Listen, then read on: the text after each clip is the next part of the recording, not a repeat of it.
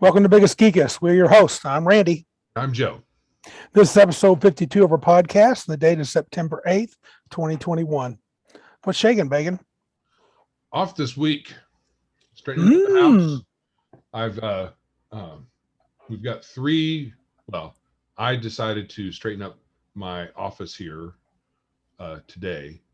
Didn't take long, but we've got a couple other rooms that we're straightening up upstairs in hopes that we can then straighten up downstairs better and actually have people over and them not have to walk through paths of stuff. Very cool. Well, if you get all that done, come on over to my house and straighten up my room here. It needs to be straightened up. Oh, sure. I think you would love that. I'm sure it's straightening up one of your house rooms would be a child's play.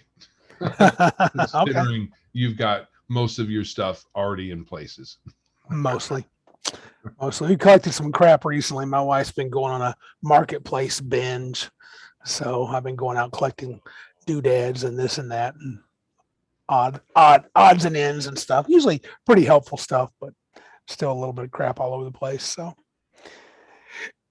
anyway, should we go ahead and jump into call-ins and emails from the Outlands? Yes. And then we'll talk about wonderful news. Yes. I have probably 20 to 25 suggested stories from Josh between last week and this week. Me too. So, he's just giving us that stuff to give us some ideas. So right. Take it and leave it as it comes. I don't think he gets his feelings hurt. Good.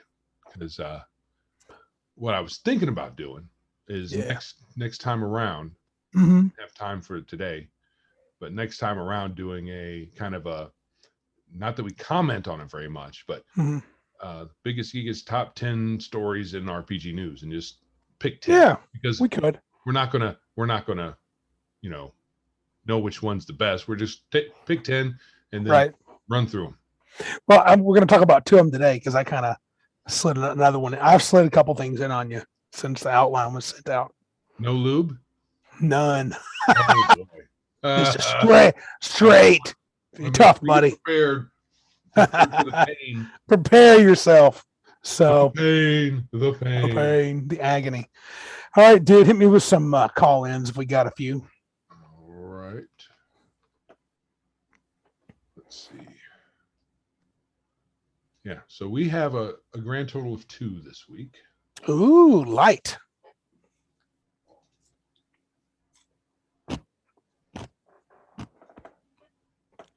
All right. So. Oh, wow. Or is it 3? Is that 3 or 2? 2. This is the alignment stuff. From Taylor last week? Taylor. That was the last one. Yeah. Okay. Hit us, man. Hey, guys. So, interestingly enough, you talk about your Gish class. Effectively, you had that in the first edition of Tunnels and Trolls back in 75 when they had what they called a rogue was a fighter that could cast magic spells. So, it's an old idea. Of course, in OD&D, the original game, your elf could switch back and forth between adventuring as a wizard or as a fighter, or a magic user or a fighting man. And after first level, he could potentially use both abilities during an adventure. So there's that. But, yep, interesting stuff. I am not going to be able to listen to your Mudsword section today. Maybe I'll listen to it tomorrow and call you in then. Take care. Yeah. I always thought that was kind of weird the way that was described, though, Jason, in OD&D. He can adventure as a fighting man or a magic user. I thought it read, it's been a while since I've looked at it. I thought it read like he had to pick one each day. Am I going to be a fighter today or am I going to be a magic user today? So yeah, that's what it sounds like. But I mean, maybe after eventually you can do them both. So maybe, I don't know. I'll take Jason at his word. First level, and since they only had how many levels in old D&D? It depended on your class, 10 or 14. Some classes even less, depending if you were a demi-human. Right. So an elf. So I think a wizard could reach 15, I think, or 14. I don't remember. It's been too long. since I looked at the white box. Right. All right. Yep. Yes, I think we did mention the old school elf. And Yeah. I don't think it was from the old D&D. We were talking more like Beckme, the Beckme elf. Yeah, the swords and wizardry elf too. It's about the Yeah, same. that one you could do both. Mm-hmm. No, don't have to choose. Yep. All right, and our second and last one for this week. Yo, what's up, dudes? Calling in with something that I agree with you about again. Hooray! Multi-classing is not for me. I've built a couple multi-class characters but never played anything. I built them just for fun, but yeah, it wasn't very interesting. I do think some classes make a little more sense to multi-class into than others, like cleric or paladin seems really easy. You're just like, yeah, I'm super into this god now. Sorcerer, yeah, your powers just manifest. Barbarian, you just start raging out, your anger overtakes you. But then other classes, like you two talked about, wizard and fighter, those seem like they would require a little more explanation, require a little more training. Same with bard. That seems like something you'd have to spend a little more time training for. So yeah, hooray! Multi-classing is not something I'm into. Peace out. Yeah, Joe. I don't know if am I into it? Probably not. Not a huge fan of any of the versions that I've really seen. But yeah, I think we mentioned last time. I agree. The fighter and the wizard seem like that'd be too hard. The wizard for sure. It's hard to imagine. I'm 4 levels of barbarian. Now I'm going to be a first level wizard. That's just weird. Yeah, when third edition first came out, I thought the idea was cool, but after playing it for a long time, there is that doesn't make sense piece to it. Right. And it's even with how it was interesting kind of in third edition, the whole the way wizards work, the way fighters work, the way a lot of those class abilities work, they don't mesh well when you multi-class together. Right. Not really. Not in terms of the story. The story especially seems weak. Yeah. Whenever you Only do that, the linear things like your bonuses. Save bonuses and your hit bonuses. Mm-hmm. Those, you just add them together. It's no big deal, your hit points. But the thing that your class does, when you multi-class, both of the classes, they come kind of to a screeching halt. Yeah, and it's. I wonder if Joe's had experience because he plays Pathfinder a lot. Mm-hmm. I wonder if he's had a lot of players that play multi-class, even if he doesn't, and I wonder if they fall behind. So unless you tweak it so that you're picking, you pick your multi-classing classes so they perfectly synergize, you can fall behind. That was a big deal, and especially in 3.0. Yeah, we talked about that, falling behind. Not enough, you're 14th level, 17th level character, and you can't cast a 9th level spell. The highest level spell you can cast is 6. That feels a little limited. I think you have to consign yourself to what the new quote unquote class does. Yeah. So when you do the multi-classing thing in Pathfinder, you have to really pretty much just say, I know this is what's going to be the result. I have to be okay with, say, if you're a wizard, multi-classing, not getting 9th level spells most of the time. There's probably some exceptions. There's probably some exceptions, but not a lot. Yeah, I would think that probably be pretty easy.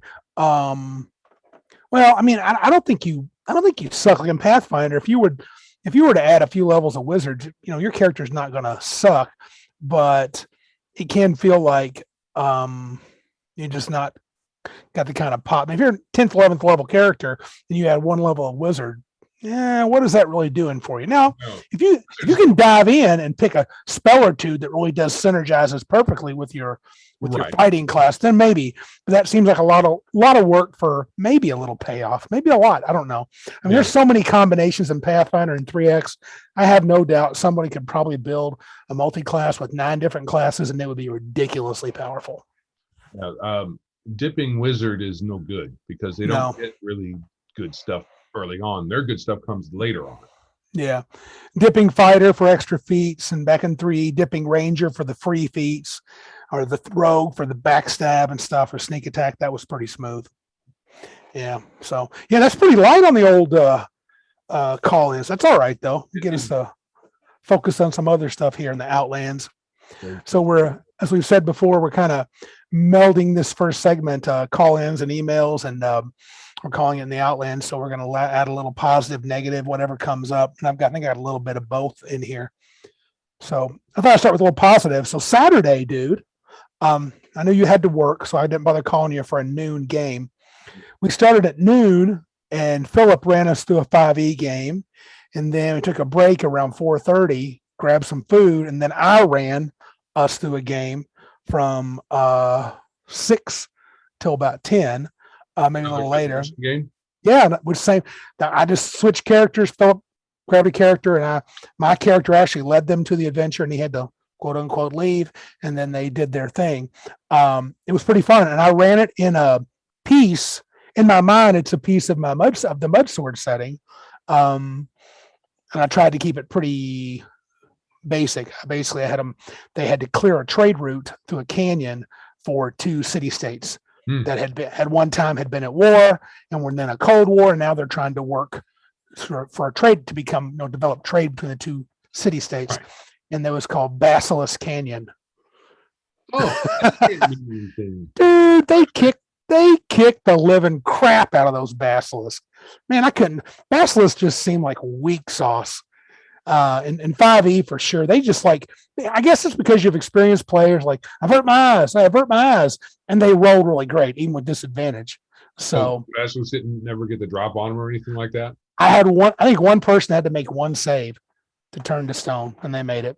But it was still fun. I mean, they got to flex their muscles and look awesome. So, and they fought a Basilisk Hydra. It shouldn't be that easy to avert your eyes and still effectively attack. What's the mechanic for 5th edition? Disadvantage. That's all it imposes, is disadvantage, which is fairly significant at lower levels. They just kept rolling. I mean, I had multiple times people rolled 15, 16, 17 on the 2 dice or higher. Does it give the monsters any advantages to their attacks? They have advantage, but they kill them, and they were so heavy with spells. Everybody had, they had an Azamar cleric, they had a human wizard, they had a halfling cleric, and they had a rogue, a changeling rogue, and they were just really dominant, dude. Their ranged spells were great. And so if you don't have to really, you just get your area of effect spells, and they fireballed like crazy, had multiple fireballs. So okay, well, yeah, I mean, that kind of did it. And you won't believe this, I beefed them up with the beginning of the game. I had, with the story, I won't go too far in the story, but both cities had representatives, and they each gave them a magic item. So each person got 2 magic items, because I was concerned there were 4 characters with no fighter, and they literally fought 4, 5, 6 basilisks, including a 3-headed Hydra-like basilisk. And listen to this: if you hit him for 25 more points damage, his head falls off, and it regrows, and the head that fell off turns into a basilisk. That never happened, though. They obliterated it. I don't know. It was probably my tactics. I mean, it was a real quick adventure I threw together from something I'd found online. DM Dave, who's pretty good. So, I really enjoy playing 5e, and I think it's okay to DM. It's not my favorite to DM, but I like to play it. So, yeah, but we had a good time. Okay, that's cool. Yeah. Yeah. Did you get anything in this weekend that was even remotely gaming like? The closest I came is I'm exploring Unity it's a game development platform. Oh. And video game development. So I'm just tinkering with that. I found some tutorials, and I was following along. It's pretty cool. Oh. Not that hard. It's programming in C# for all of the devs out there who are listening to us, which are probably none. Is C# like something beyond or different from C+ or ++ or whatever? Yeah. It's I don't know if it's necessarily, I can't remember what the difference between C# and C+ is, but they are related in some way. There's also this, our buddy Josh sent us this Kickstarter where Ed Greenwood's one of the authors, called Tenares, this campaign setting. all sorts of writers that I recognize, some that I don't, by Dragori Games. Did you get a chance to look at their Kickstarter video? I did. The It's art. pretty. Wow. Yeah. And that map looks fabulous. Right. I don't know if I care about all the crazy races though. Well, this is the thing. If your setting, if it doesn't bring anything beyond the basic races and classes, it would have to be a really compelling setting from the story and all that. Yeah. Most people, I think, want the extra goodies like races and classes, and of course, there's a laundry list. We have new races, new classes, new spells, magic items, blah blah blah, all that stuff. Right. So, Just like they did they do that in every edition, and you can't blame them. That's the sweet candy that everybody wants. I mean, you can't really blame them on that, I guess. So I mean, I thought it looked cool. I mean, it crossed my mind, but I'm probably not supporting a 5e Kickstarter. I really haven't yet. So no, I did one. So right. I don't know if it's 5e. I don't know if it's 5e. It might have been. So you get all three of the main books, it's $129, $130, which isn't too bad considering Not for 3 they're books. 250-page books. So you end up. Oh yeah. Each one of them, I think, is 250. Yeah. So it's 750 pages of stuff, and clearly they've got their ducks in a row when it comes to production values. That's for sure. Oh yeah. The map is the most enticing thing for me, just because I love those double-sided. I think it's a vinyl map, right?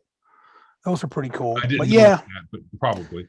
it looked really nice. I don't think it's a dry erase thing, and the setting didn't sound too bad. I just don't know if there's a main writer. I got to look at it again, or if Greenwood is the main dude. I don't think Greenwood's necessarily the main dude. He's just a big draw. There's a lot of other. That might be. I didn't notice that one way or the other. There's a lot, and I've never heard of Dragori Games, but they're definitely starting out with like gangbusters. Right. I mean, I would say they got some talent there. I think that their Kickstarter write-up is done really well. It's very compelling. Mm-hmm. It made me kind of like, whoa, I might, if it didn't say 5th edition on it, I might want it. Well, here's the thing. I think there you go. You're kind of safe there if you want to, like, we have our moratorium on Paizo and WotC products that we buy, both of us, but you could buy that and you could glean all the story elements. I mean, there's a lot there, and the maps are pretty cool. The figures are neat, but I don't want to paint any figures. I'm kind of done with all that. You don't, that's just an add-on. That doesn't. Yeah. But I'm just saying you could probably purchase that, and if you liked the world and thought it was cool, I mean, you could translate them to OD&D or 3rd edition, or, you could use 5e, but you're not supporting WotC that way. Right. Think of that. So that's not so bad, right? That's not. But I don't know. I mean, 5e, I'm back and forth on it. It's always kind of my, I like 5e well enough, but sometimes it just doesn't. I don't know what it is. It doesn't sit well with me as a DM. Something about it doesn't sit well with me. And it's not WotC. It's not that. It's just, it doesn't. Well, the game is geared kind of like 13th Age for the PC's success. It's very easy for them to succeed given the expected encounter mechanic. The strength maybe, yeah. Too easy. Yeah, it does seem like, but that's going to come up again later on too. And then one of my topics here that I don't think you have the rest of these. Josh has sent us something on the Princess Bride action figures. Did you see those? Yes. That's by Todd McFarlane, which they're going to look fabulous. McFarlane does great action figures, and it's going to be pre-order next week. I'm going to at least look at the price because I just love the Princess Bride. Though I have no use for action figures, I still think it could be really cool on my little, Look good on your shelf. That's what I'm saying. So depending on the price point, if they're like $35 a piece, forget it. But if I can get all four or 5 of them for maybe $30, I might do it. They will gather dust with a plum. Absolutely, but they look cool. The Dread Pirate Roberts. Now the chronic fatigue barbarian. We didn't talk about that last week when it happened.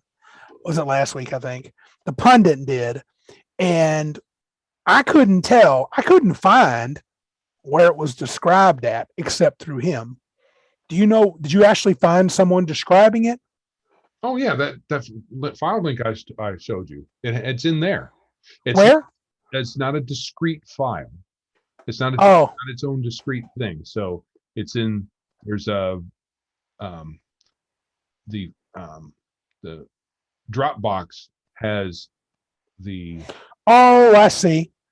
has the original combat wheelchair, and then Right. version 2 and version 3, and it's in the Yeah. version 3 file. It's a big document. Because some folks on after Pundit's video where they comment there, they were saying, "Oh, it's got to be poking fun and stuff." If it's by that Sarah Yeah. Thompson, I don't think so. Nope. I think they're dead serious. So this is a barbarian, right, Joe, that suffers from chronic fatigue. And so, what can he do exactly? Okay. Their power is inflicting psychic damage of one kind or another, pain or fear. Okay. But the weird thing is this. Mm-hmm. The description makes it sound like the barbarian has had lots of experience with pain and suffering and damage and all that stuff. And your first level, you get this. So I'm like, no. So your years and years and years of barbarianness prior to the start of the game, and you're still first level. It only took you to first level to develop this chronic syndrome that also has gifted you with psychic power somehow. So it's basically a disability turned into a superpower, which is what, is stupid. Yeah, it is kind of stupid. I mean, you do D&D any way you want to. I don't give two craps, but not for me. That's just weird. Chronic fatigue. A barbarian that's tired all the time. That don't sound right. That just doesn't sound right. And he gives psychic damage. See that kind of stuff. I guess that's what wore me out with Pathfinder and 3.x. It's just you got these super crazy classes, and I'm the kineticist, and now I'm an android gunslinger, and now I'm a divine sorcerer who can throw alchemical bombs or whatever that stupid class was. So it's just, I don't know. To each his own. Whatever. That leads me to my last topic, which is kind of connected here. And that what you just mentioned about first level having a very deep background, that could be a podcast topic. Good. I made a note to that. Well, what would it mean to what does it mean to start out first level and then have this great background that you've had all these experiences and you're still first level? What exactly were you doing? Right. But last thing is an interesting discussion. I just caught myself last night. I don't know. I was off Monday and Tuesday this week because of Labor Day, because that's the sweet deal with community college teachers. We get 2 days off, and I'm going to work I got to work one more day. Then I have to take another weekend off because I'm so tired. And anyway, I was up kind of late reading, and I got down this rabbit hole. I linked it in the outline. I'm going to send it to you again in case you want to look at it, some other time, but I don't want to. It's an EnWorld discussion thread that went 10 or more pages, and I may pick it up there tonight. I may not. I read like 8 or 9 of the pages. I think it's got 15 or so. And the title is there room in modern gaming for the OSR to bring in new gamers? Oh, okay. That's not something you put in this outline. No. I'm going to send it to you later. You could look it up. You could buy that title in EnWorld, but hit me blind. I know. It's okay because I just want to discuss some big things. So the big topic was, can you bring in new gamers?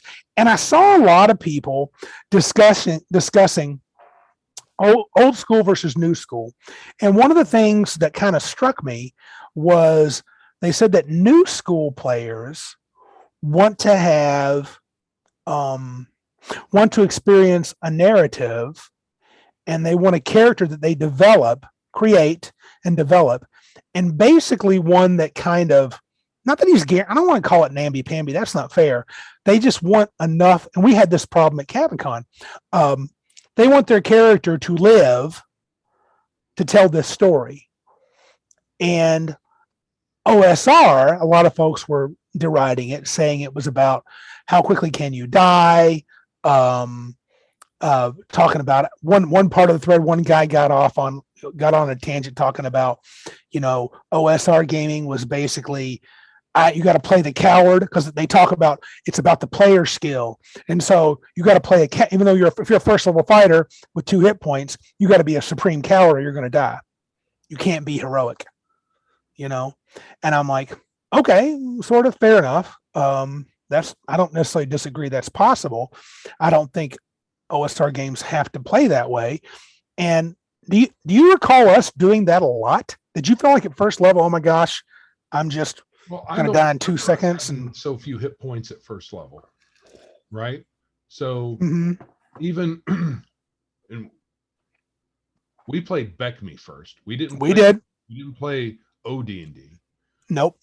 D8 for fighters, and then everybody else has less. Basic You expert, just yeah. roll it, no real bonuses. Right. Right. So BECME, I don't think was a whole lot different from that. But we didn't, to be fair, we didn't run it as rules as written for a while. Oh, we gained levels very fast. I would give you we had a pile of hit points because yeah. these are hit points. But, Yeah, remember, yeah, we talked about that, I think once once we I got just into decided the playing it by the rules part, I don't think we really cared. If I don't remember people. You died, you roll up a new character and you pressed on. Did you I know you had the weekend of we joked the weekend of 1,000 wizards, or you basically were just 1,000 characters. I thought it was all wizards, but it seems like it was okay. But you kept, I know at one point on a couple of wizards you erased the name and put it the third or something else. But anyway, but mostly our characters lasted a little while, it seems like. Right. And rarely did you have one that died the very first adventure. Right. You're not guaranteed to die, but I mean, okay. There's a couple of different things there. One, when it says OSR players are blah, blah, blah, or new players are blah, blah, blah. Yeah. Like to lump people together because it's easy. Right. But there's some of us who straddle. Yep. Right? Mm-hmm.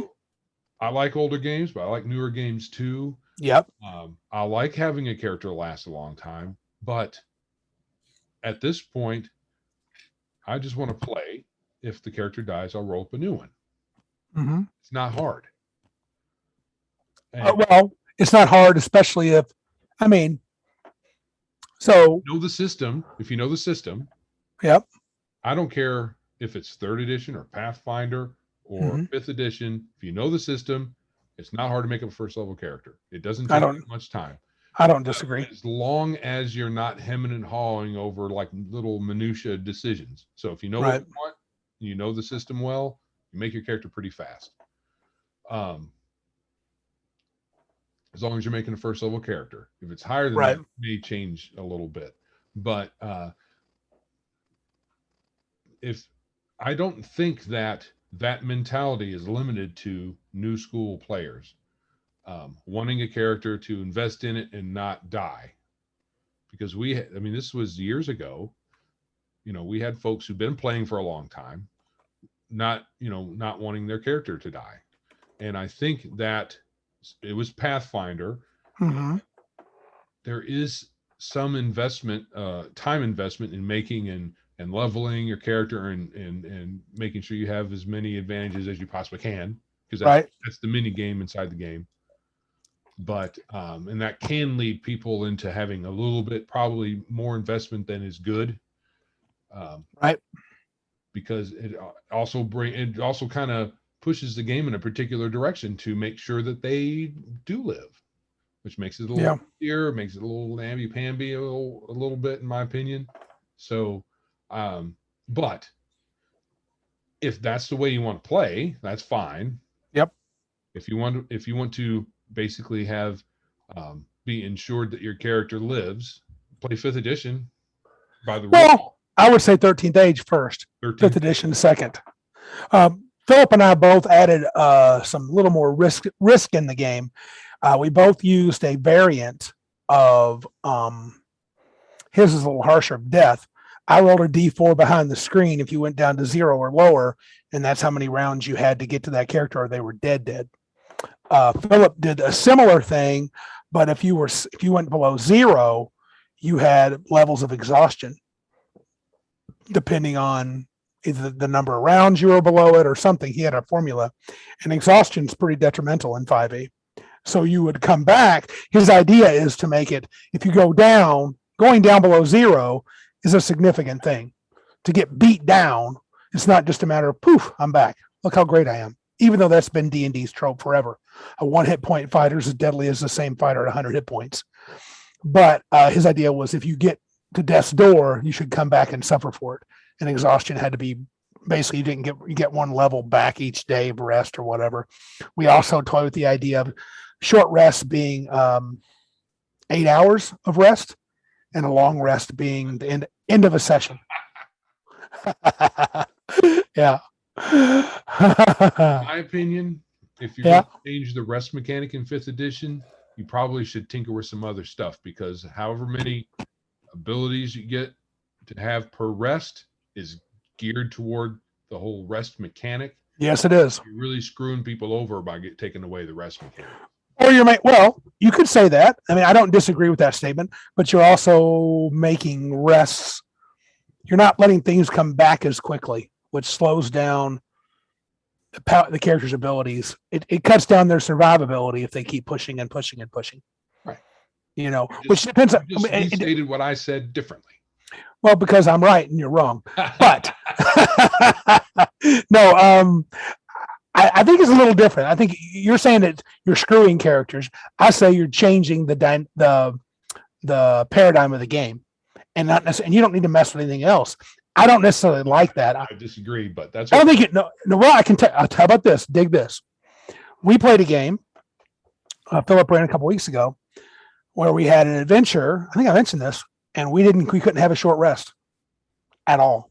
Couldn't even take a short rest because the land was cursed. That's different when you have like a one-off special situation. But if you're changing in general the rules, it's a different story. Now It makes things harder. It might, yeah, it does. But I don't know how big a degree this is, but there are many character abilities that are expected multiple, but you'd only get one a session. Like Right. If it's you could sleep, do the whole, but then I was thinking, I didn't do that. Philip did in his game. I went back to regular, and but Philip, I mean, we're experimenting. We're just seeing. Sure. I think that style, if short rest becomes 8 hours, you got the 15-minute workday danger. Hey, I want to get my smite back. Let's do a short rest. Okay, that's an issue. The 15-minute workday isn't a system issue, and I don't think you should have to tailor the system to weenie players who want to I gotta get my spike back mentality.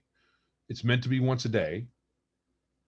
You get it once a day. Once you have to make sure you use it. So if they want to rest again, it's up to instead of making it a system thing, the DM should say, all right, if that's what you want to do, and then there's consequences.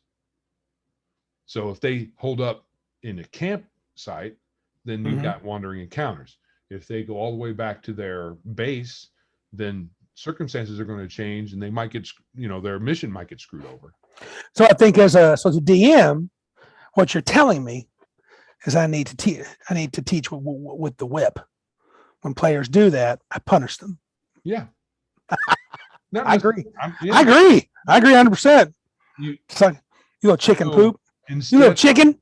Yeah. So that's like some of the older school rules, like have X amount of spells that or spell power, however you want to do that, in a 24-hour period.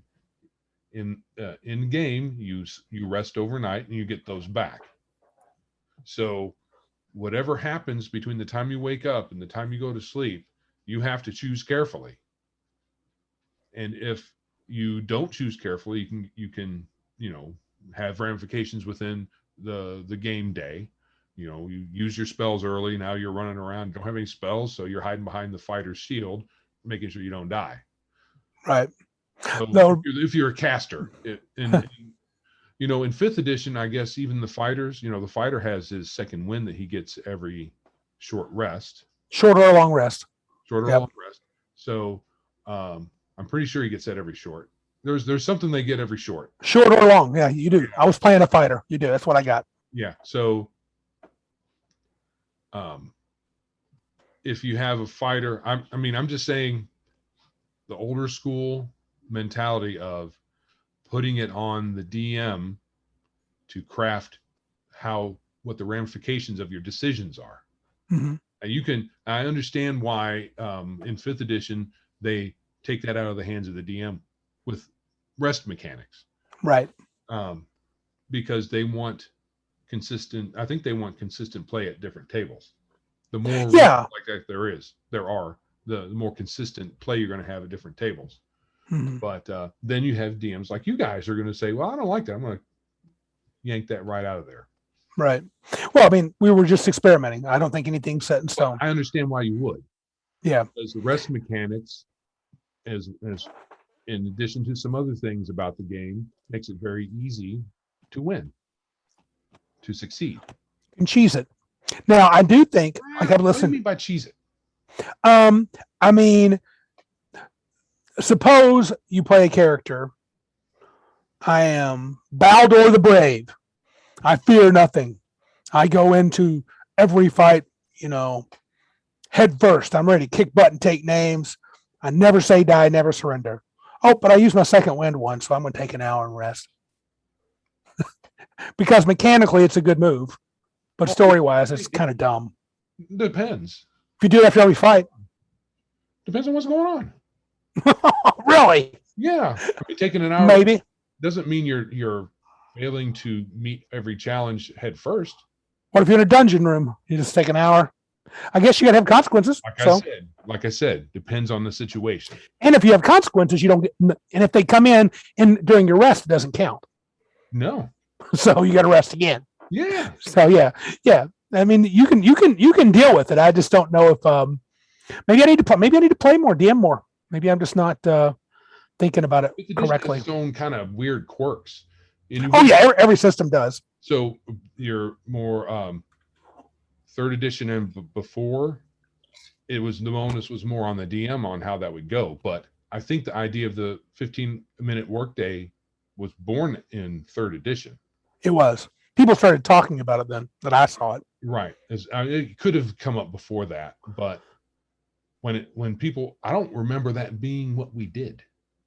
We didn't do much of it. It seems like because we had a mentality of more like, I don't think it even.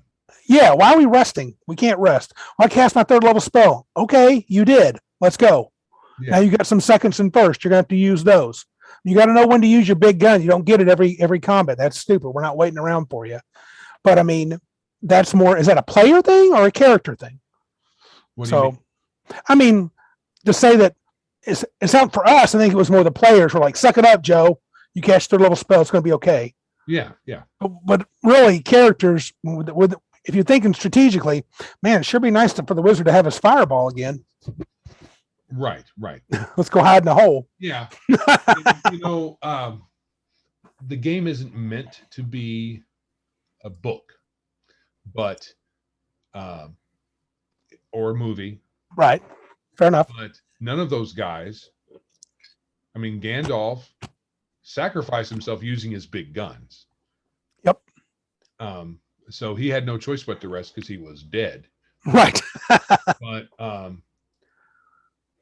the idea was to press on, and you slept when you had to. You didn't sleep when, I'm going to go over here in a corner after using my 3rd level spell. It's 9:30 in the morning. I'm just going to stop. No, right. You just didn't do that because that's wuss. That's what I'm saying. It's cheese. It's cheesy stuff. Right. I'm going to just sit here and. But there's a difference between I'm done for the day. Mm-hmm. And I'm gonna sit on this rock for a little bit and focus and regain my mantra or whatever like that. And you can also depend on the situation. So if there was tension and you needed to press on, or else, especially if you knew it, you're like, well, I'd like to rest, but we really can't, so we need to go. Or if you're in hobgoblin lands, you don't want to keep fighting hobgoblins. Let's get to the keep. So we can protect ourselves. Yeah, that's the thing too. Right. But I do think the game, and I guess it's just so you can keep doing cool stuff. And it does let you have, I will give you this, the short rest mechanic and the recharges and stuff like in 13th Age let you have bigger fights. Yes. So characters aren't fighting in a little tiny three kobolds. Oh no, it's 3 kobolds. I might get lucky and roll a 17, which is one of the comments in that thread. Yeah, I don't.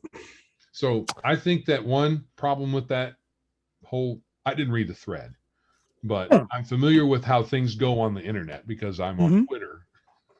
Yeah. And people like to lump things together. Yep. New school people are this, old school people are that. And I don't know. Yeah, I don't think that's true. No. I think it's I mean, we're living proof of that because we have a lot of old school mentalities and we played a lot of newer school versions of D&D. Right. And other systems like 13th Age is very new school. Yeah. I like a Okay. little story. Yep. Right. A little bit of a narrative. It'd be Yep. cool if my character lived to tell it, but if he dies, he dies. Yeah. Otherwise, to me, it's not much of a game if your character can't die. Right. But that's an approach where a new school will be like, it's not much of a game if you don't get to tell the story. Well, So I could. But there's a similar thing in the video game world. I think I might have mentioned this. It's people who want there to be a mode easier than easy mode. What the heck would that be? For video games, I don't know. But I heard a clip of somebody on Eric July's show for canon's sake, and essentially this lady said, I don't have time. I have half hour a day at most to spend gaming. So all you people who can do all this gaming, that's nice for you, but I need something that's really easy that I can just play and feel good about it. Okay. And so easier than easy mode. Oh, okay.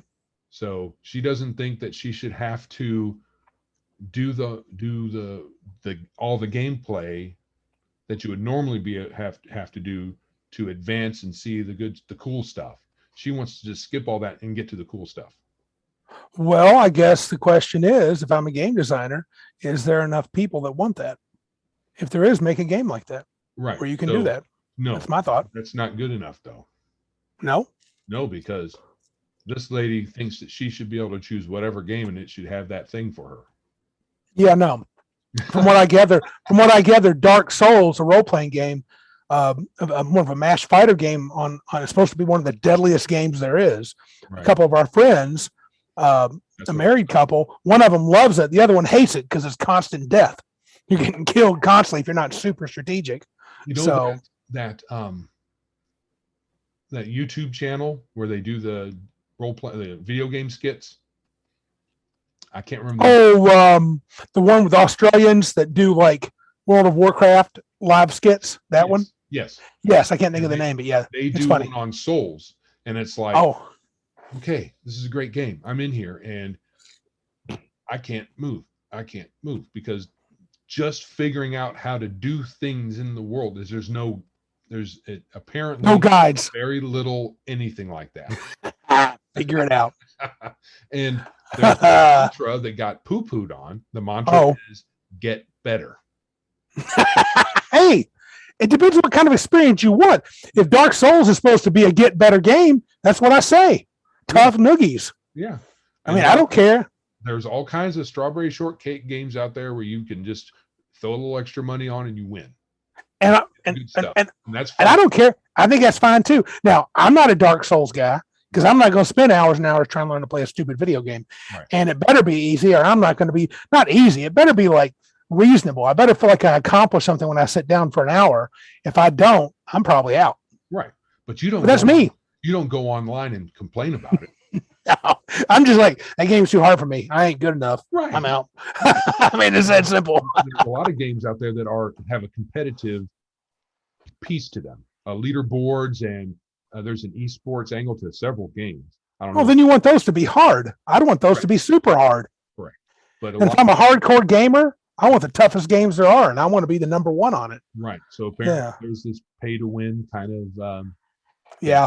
It's whatever. There's a thing like wasn't there a thing like an EverQuest and WoW? I think EverQuest people would sell high level characters to people real money, Yes. so they could skip all the dumb stuff and play with their buddies, which I used to think that was the dumbest thing ever. But if it took me 2 real world years to catch up with you and all my buddies because I'm late to the game, and I'm like, oh, it cost me, got to buy the expansion for 30 and this base game, and I'm spending $120. Why not spend $90 for somebody to give me a 30th level character? Why not? Because I'm going to spend it anyway. Right. A lot of times it made sense just from the point of view of the monthly fee. Mm-hmm. So if it was cheap enough that it's maybe a little less than what your monthly fee might have been for those year or two to build up that character, then yeah, it's definitely worth it. It was definitely worth it. Even if it's a little bit more because you got it up front, it could be worth that to you. Right. Just so you can jump in with your buds and play. Right. That makes sense. You'll be the least experienced 100th level character ever. Yeah, you're probably going to make a lot of mistakes, dude. But at least you can roll with them, right? Right. So it's not precisely the same kind of mentality, but it's close, I think. Yeah. People want an easy game because they want to, because when they're watching a movie, reading a book, or something similar, they watch a character that seems to be in danger. There's kind of an illusion of danger, but you really know that they're not dying because this is a series that's going to last at least a year. So this character, who is the main character, is going to live. Right. So you know they're going to live. So let's just see how they live. So that's one mentality. And the other mentality, or one of the other mentalities, is I'm going to roll a character. If they live, they live. If they die, they die. I'll roll a new character. Right. So, and there's probably some 2 or 3 middle types in between, whatever. But, and neither one's wrong. It's just, what you want to do. Yeah, and I don't think I think to complain about a game being too hard, especially if all the people that are playing it love it, then just play something else, dude. But here is what I think is true about probably what they're saying is the new school mentality will attract more people than the old school mentality. I think that's true, and they're saying that. Which is fine. I mean, it's fine. I mean, it's just a thing. I mean, you choose. I mean, I can't imagine. And a guy makes a point early on. He says, eventually, and this is true with us. It gets old playing the TS. I was tired of TSR D&D. I was 99. I was looking for something, and I played the crap out of it.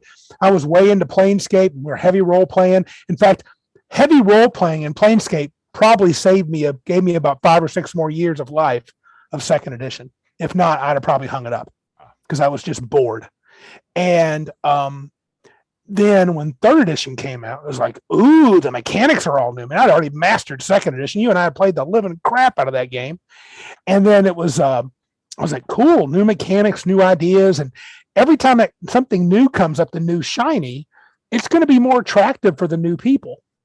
And for the old people too, initially, though. But now some old people, I guess I don't have the mentality of this is the D&D that I love and I will never be able to change it again. And I have to just stick to this. Though I know WotC and some other companies are doing their best to make me think that. Well, here's the thing. Nothing to do with the game, actually. Drive Model Ts anymore for a good reason. Mm-hmm. Right? I'm not necessarily saying that OD&D is the Model T, but it kind of is from a figurative point of view. It's the first. Yep. Mm-hmm. So, but not all newer cars are superior either. Some are lemons. So you just got Fourth edition. Yeah. Got to keep the tires and take it down the road and see how you like it. And with the good thing about role-playing games is you can easily switch out those tires without hardly any expense.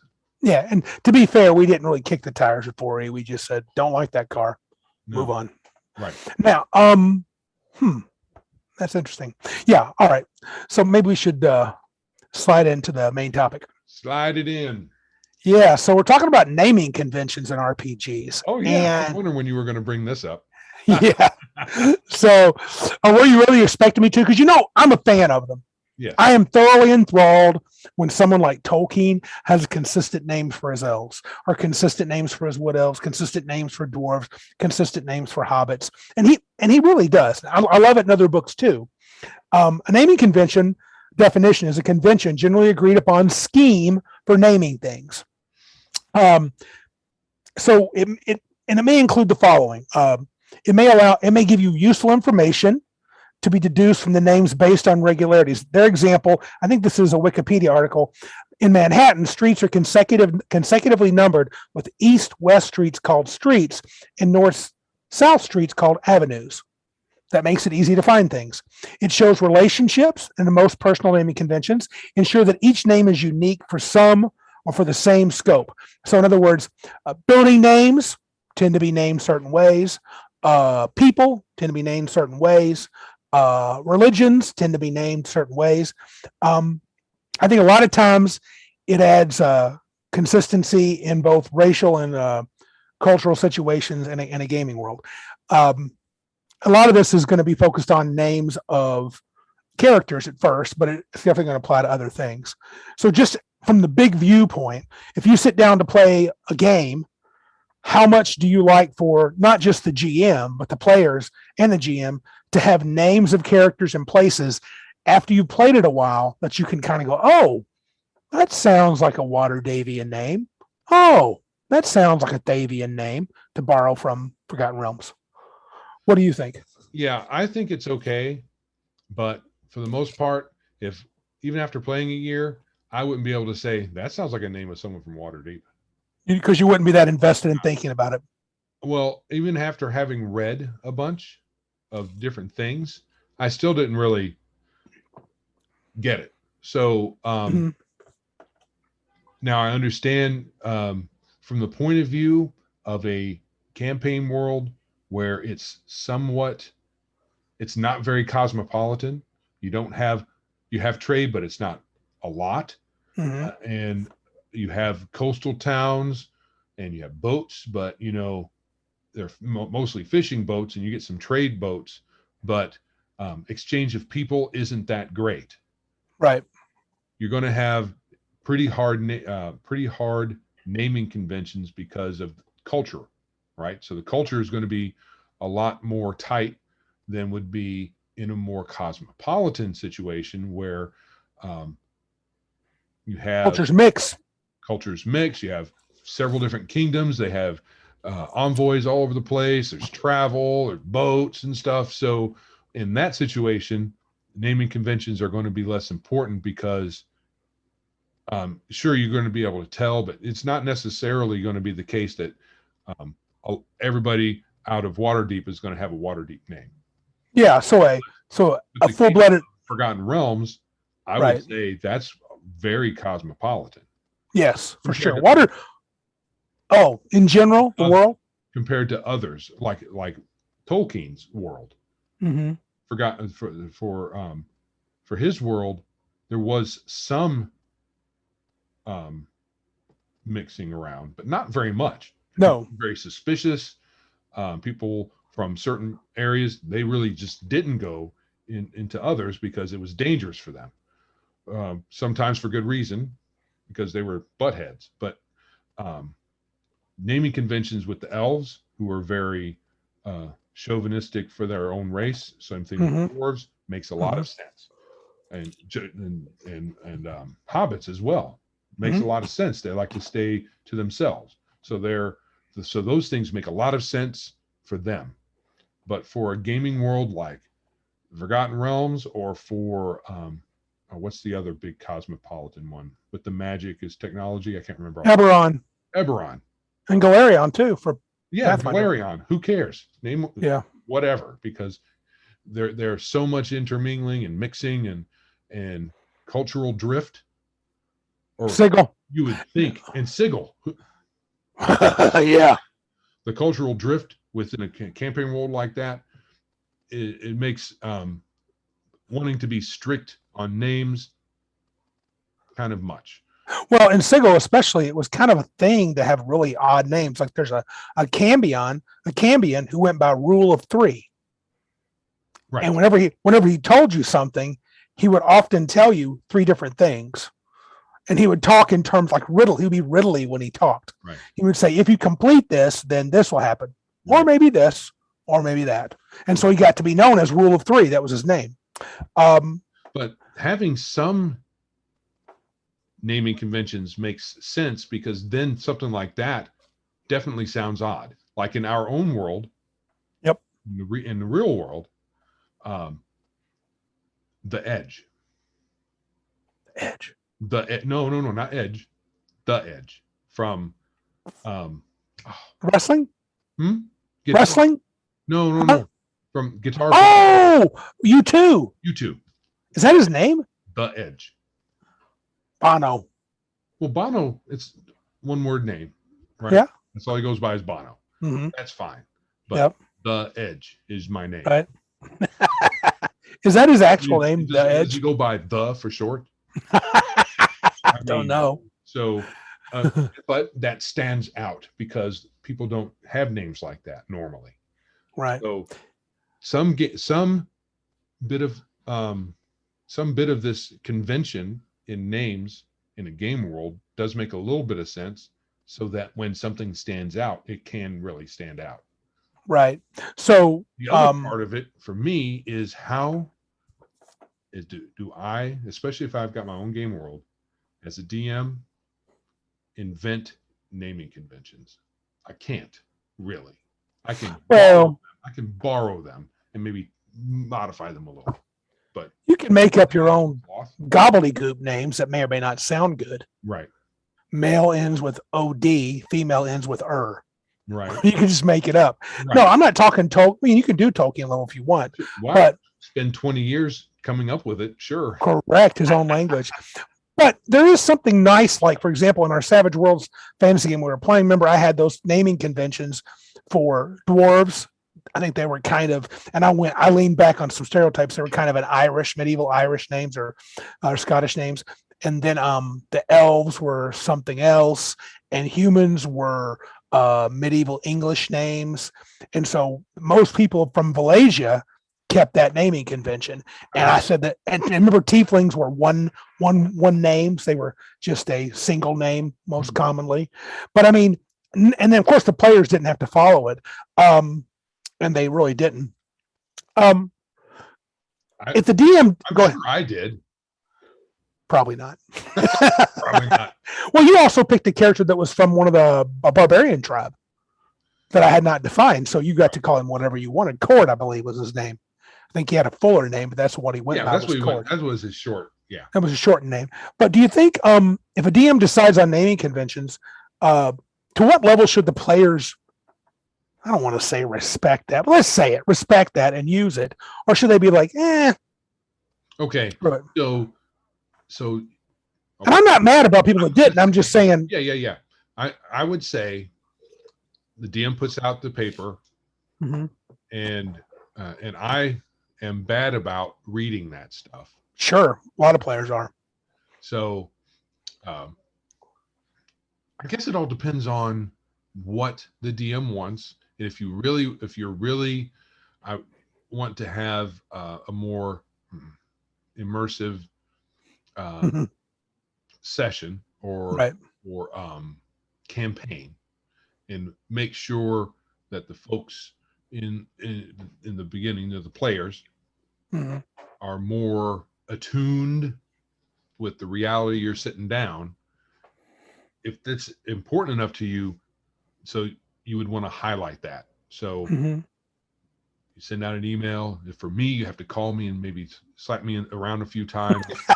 Right. Hit me with a stick over the head and say, dude, try to do this. Try to do this. But it all depends on the DM, how invested the DM wants their players to be. My mentality was, honestly, I did it for me. Yeah. I didn't do it for you guys. I thought maybe they'll do it, maybe they won't. But for me, I think my world is the word verisimilitude. Yeah. Yeah. It has some consistency, and people can at least go, yeah, that sounds like a name that Randy gave his elves. That sounds like a name Randy would give a dwarf. Yeah. You know, and even if your name is nothing like it, that's okay. You're the PCs. You're pretty interesting. I thought about this. This would be hard to pull off unless you had a group that got to play a lot, and you might have to play old school because you may have to kill a lot of characters to experience this. What if the DM followed the players' naming conventions? Instead of deciding that on their world, make a note of whenever someone plays an elf, what they call them. And kind of riff off of that. And riff off the players. Make a note of what fighters seem to be called, you know, and then try to that would be kind of fun. And not even tell the players, just do it. Yeah. And so, you know, I thought Joe made a fighter and named him Eric the Red. And Deb made a fighter and named it Sally the Forlorn. So fighters tend to have name, and then a descriptor of something, what they're like, Right. you know? So that's why I would probably do that and see that'd be kind of a fun, that would be a fun experiment. And I guess you have to, Here's something else. Let's Yeah. say that naming convention was laid down. Yeah. What you could say is if the NPC isn't a leveled thing, but still, let's say I'm a warrior, but I don't really have levels in anything. right. I fancy myself a warrior. I'm generic warrior guy. You can't say the. Ooh, there you go. You have to earn something to have the put after your name. Maybe you have to go to a fighter finishing school. I mean, a fighting school. Right. You have to have a trained style, Right. and you get to call yourself that. No, your mentor. Maybe your mentor. Your mentor names you. Yeah. Maybe you don't even get a name at the school until you finish completion. Okay, you shall be Eric the Red. A lot of that's a kind of especially with more magical settings, you don't have a name, or you may have several names. I mean, the Rift War saga, Pug. Yeah.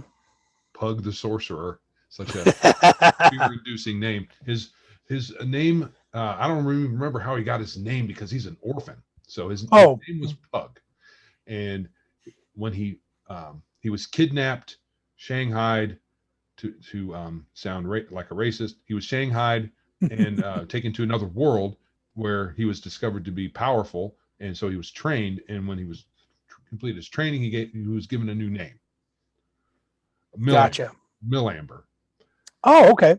And so in that respect, you could have, I mean, that's an interesting trope that I've read in several things where you don't, you get a new name when you finish your training. Paul Atreides, when he became a Fremen, he got a new name. And actually he got two new names. He got a name that he was known widely by, and he got a name that he was known just within their select group. When did he get called the Muad'Dib? Right. Muad'Dib was a title. Right. The Muad'Dib, right. Well, let me think. I think it was. He had no. So the title was the Mahdi. This is one thing that's kind of confusing. He between the movie, the 70s movie, and the series that came out, the mini series that came out on the Sci-Fi Channel, they never said Mahdi in the movie. They just called it Muad'Dib. They sound very similar. Oh. One is the title, the Mahdi, the savior, I think is what that means. And Muad'Dib was his name that he got when he became a Fremen. So, right. So makes very interesting stories when you have that. You can easily add that to your game world. Sure. Or it doesn't, not everybody has to have like secret names and right for graduating, whatever, but it'd be neat. It's neat to have that for certain things. Yeah, especially if Wizards had a secret name that only they knew. That a true name. That's a classic thing. A true name. Yeah. That's a good point. Do you think this is so hard to say, but in a game that's more serious, I tend not to run comedies or slapstick games. What do you think about crazy and silly names? Bob the Fourth, Bumblebutt, Pun. It certainly spoils some of the seriousness, doesn't it? I think it does. I mean, after a while, it's like I can only call you Bumblebutt so many times before it's just stupid. Right. So what you should do is send in a dragon and just call him dead. That's good. So you like that name, huh? Even though I think it's kind of silly, you want to go with that. Yeah, yeah. Now it'd be different if you were a bumbling wizard, Mm-hmm. and everywhere you went, you consummated mistakes and have a dexterity of 4, and you got a nickname Bumblebutt. Right. That would be okay. But if you're just like choosing, I'm Bob the Fighter. Oh, please. That drives me. I really get tired when people are really lame with their names. I'm not expecting 6 secret names and a big title as long as my arm. But can you do something more than Bob the Fighter? Really? The fighter. I know you, Brock and Butch, but they're kind of cool. Yeah. They rose above their names. Mm-hmm. Well, Butch was because it was just a stupid arena thing that we were doing. Mm-hmm. Why come up with an interesting name when we're just Fighting, combat. free for all thing, and then it became a little more than that. But he kept the name. Yeah, it was okay. By then, that's how they know me as Butch. I was going to have some kind of. I was going to talk to you about having a story bit where his real name comes out and it's a little longer. Oh, okay. The best I could come up with was Butcher, and that's why he called Yes. it Butch. That's not bad. Butcher, kind of fits. It does. He is. Oh man. Yeah, Butch is he's hardcore. So same thing apply to like places and towns and items. I mean, how exciting would it be to play in a city? What's the name of this city? Brownsville. Right. Smithtown. But it can be even worse if it's too whimsical. Yes. Right. Galahardara. Right. Yeah. So it just depends on what kind of tone you want. If it's a tongue in cheek, and some people just like running that, and that's all they do. That's fine. Just tongue in cheek everything or whatever. Yeah, I think I know for me, I always want to like. I think I always want to have some sort of consistency with the names of places, unless they're like if they're in the same country. I want towns to be consistently named. And I have a favorite one. I love Sanctuary as the name of a city, and I've used that in many campaigns. I always have a sanctuary somewhere. It just seems like a great way to name a place of refuge. And so why wouldn't the city be called Sanctuary somewhere? Right. Do you think most players or DMs even care about this?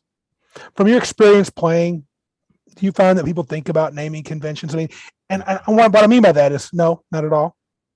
Not to any great extent. You have folks who like Tolkien a lot, mm-hmm. and will try to do a Tolkien-esque thing with their players, with their characters, or maybe with their world. But I think people want to come up with interesting names, but don't have patterns to them. Right. So this sounds like a cool name. And some people are like, I don't care, Bob the Fourth. Yeah. So I'm sure there are some folks who do, but I think they're in the minority. I don't disagree with you. I think even for the DMs, I think very fun and satisfying games can be played where, what's this city Hamlet? What's this city Sanctuary? What's this city Waterdeep? We're not in the Forgotten Realms. No, it's just a Waterdeep in my world, Mm-hmm. And people be like, okay, just go with it. Who cares? Because it doesn't have to be anything like Waterdeep in the Realms. I've seen in various versions of the player's handbook where they have, these are elf names, these are dwarf names, and blah, blah, blah, blah. Mm-hmm. And I think that they don't really follow very good naming conventions. Rarely. Right. And yeah. I imagine, and I know I've heard that phrase or read that phrase, this sounds Waterdavian. Yes. I would challenge anybody to really, I'd love to be proven wrong, to actually come up with what Waterdavian naming conventions are, or whatever. It doesn't have to be Waterdeep or something like that. Well, I would say it would have to be Ed Greenwood. That's his baby. Yeah. He's the one that created it, so he could say these are how Waterdeepian names go. And the thing is, Waterdeep is just a town. It's a city. Massive, huge city. Yeah, Yeah, pretty but it's not a cosmopolitan. country. No, but it's not. It doesn't belong to a country. Right. I believe it's like a city state. It runs its own itself. It's Free city. Free city, kind of like Greyhawk, Free City Greyhawk. So yeah, it probably has its own thing. Yeah. So anyway, this topic, I don't have much else that I really want to say about this topic. I do, as I said, for me personally, I love trying to have some consistency in my naming patterns, but I think many times I just fall to what sounds cool, and sometimes I'll name something cool. Like I've named a magic item I thought was awesome. And I'm like, that sounds kind of like this and these other names. Well, why don't I build up a legend of this magic item that's from another place, and this other place is in my world, and it has this name like this, the sword of Rasputin. Right. That tells me there's a Rasputin somewhere. Right. That tells me I might have a Russian or is it Slavic? Is that what Russian is? Is Russian considered Slavic? Maybe not. Don't ask Russian sounding area, or like I used already in that game I talked about Saturday. I had a town called Maslow, and I used Russian sounding names. There's a diplomat naming Antonovich. So I use somewhat Right. Russian sounding names just because I like that consistency for that city. Considering how big, let's say, depends on what you're talking about. If you're talking about Soviet Mm-hmm. era Russian names, Mm-hmm. how could you even decide? Because Russia was so big, and they Right. absorbed so many nearby neighboring countries and whatnot. There's probably Right. multiple cultures there. Yeah. Current day Russia, I don't know if that's really Slavic. Me neither. No idea. I just was saying if you Yeah, could pick that. Yeah. I think what I would say. Oh, go ahead. Oh, I'm good. Go ahead. Okay. I would say, to round this off, I think, one, if you really want a good naming conventions, I would say start small, like any good design beginning. You start small and you branch out. You would also do what you just said, borrow from the real world to save you a lot of energy. Yep. The real world, and use naming conventions that you're familiar with. You might be able to tweak them a little bit, but I wouldn't. I mean, I don't think it's worth the effort to, except as perhaps an intellectual exercise, to come up with a brand new naming convention set for your world. You do much better borrowing, and starting small.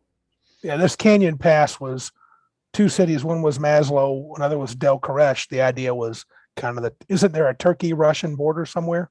Am I thinking right? Isn't Turkey there? And is that Somewhere border? over there. It's over there. Yeah. There's my lack of geography showing. So, but I mean, real familiar with that region. me neither. I was just thinking they might share a border somewhere. So that was my idea, but no big deal. All right. Well, cool. Anything else you want to add, Joe? Because like I said, I think I've said my piece. Lots of good naming name generators online. So the fantasy name generator. You can. Oh, I use that all the time. Yeah. different categories in it, so you can come up with real world names from different regions and cultures in our real world. I use fantasy Russian name generator. Boom! It popped right up. Yep. That's pretty sweet. Yeah. That should go that. I should have mentioned that. Yeah, the fantasy name generator is fabulous. I love that. All right. Well, let's head on over to next segment. Like it, love it, or leave it. Did you go first last time, or did I? I cannot remember. Okay. Well, I'm going to let you go first this time. All right.